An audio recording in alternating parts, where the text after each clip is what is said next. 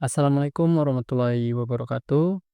Salam Om Swastiastu, Namo Buddhaya, dan salam kebajikan untuk kita semuanya. Halo teman-teman semuanya, perkenalkan saya Muhammad Egan dengan NIM 230701073, mahasiswa Fakultas Hukum, Program Studi Ilmu Hukum, Universitas Muhammadiyah Riau. Baik, pada video kali ini saya akan membahas tentang dampak terhadap masyarakat dari permasalahan Taman Nasional Tesonilo atau TNTN. Seperti yang kita ketahui bersama bahwasannya Taman Nasional Tesonilo atau TNTN adalah wilayah hutan konservasi yang terletak di wilayah Pelalawan, Provinsi Riau. Wilayah tersebut dijadikan sebagai konservasi gajah Sumatera, harimau Sumatera, ataupun flora dan fauna lainnya yang ada di Indonesia ini.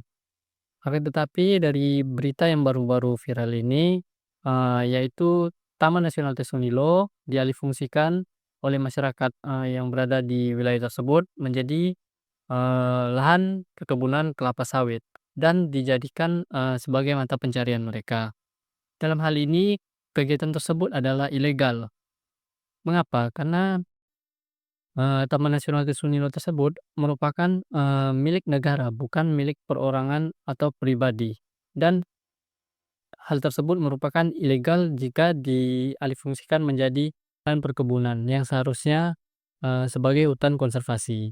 Dalam permasalahan Taman Nasional Tesonilo atau TNTN tersebut, tentunya memiliki dampak terhadap masyarakat yang tinggal di wilayah Taman Nasional tersebut. Salah satu berita yang saya dapat dari riau24.com yaitu warga Desa Taro gelar aksi damai tolak relokasi dari kawasan TNTN. Gubernur Riau temui massa dan janjikan solusi. Ribuan warga Desa Taro, Kecamatan Ukui, Kabupaten Pelalawan menggelar aksi unjuk rasa di depan kantor Gubernur Riau pada Rabu 18 bulan 6 2025. Massa menolak rencana relokasi dari kawasan Taman Nasional Tesonilo tersebut, yang dimana tempat mereka telah bermukim dan menggantungkan hidup selama bertahun-tahun. Kemudian, Gubernur menyatakan bahwa pihaknya memahami kekhawatiran masyarakat terkait dari dampak relokasi terhadap pendidikan anak, keberlanjutan ekonomi keluarga, hingga ketenangan hidup warga. Ia menegaskan komitmen pemerintah daerah untuk memperjuangkan aspirasi masyarakat terdampak. Kemudian pada berita berikutnya yaitu 3 sekolah di kawasan TNTN atau Taman Nasional Tesonilo dihentikan akibat penertiban. DPRD Riau desak pemerintah cari solusi. Nah, dari dua permasalahan ini tentunya kita dapat mengambil kesimpulan bahwasannya sebaiknya pemerintah perlu memberikan solusi berupa relokasi yang memadai dan layak terhadap masyarakat yang tinggal di wilayah TNTN tersebut, dan juga memberikan solusi terkait aktivitas pendidikan sekolah yang terhenti akibat dari permasalahan tersebut.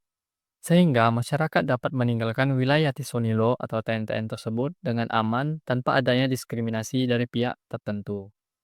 Yang terakhir, di negara Kesatuan Republik Indonesia ini terdapat HAM atau hak asasi manusia, yang mana setiap manusia atau masyarakat ataupun rakyat Indonesia itu berhak menjalankan kehidupannya tanpa ada diskriminasi atau ketakutan tertentu.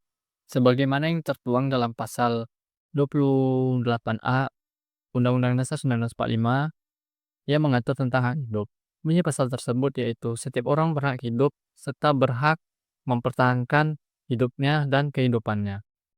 Oleh karena itu, kita sebagai mahasiswa dan juga sebagai rakyat Indonesia sudah seharusnya mendukung penuh kebijakan pemerintah dalam penertiban Taman Nasional Tesonilo ini untuk dijadikan wilayah hutan konservasi kembali. Dan kita semua mengharapkan agar proses penertiban ini berjalan secara transparan, manusiawi, dan berpihak pada keadilan sosial tanpa ada diskriminasi sedikit pun. Baik, mungkin hanya itu yang dapat saya sampaikan. Lebih dan kurang mohon dimaafkan. Wabillahi taufiq wal hidayah. Wassalamualaikum warahmatullahi wabarakatuh.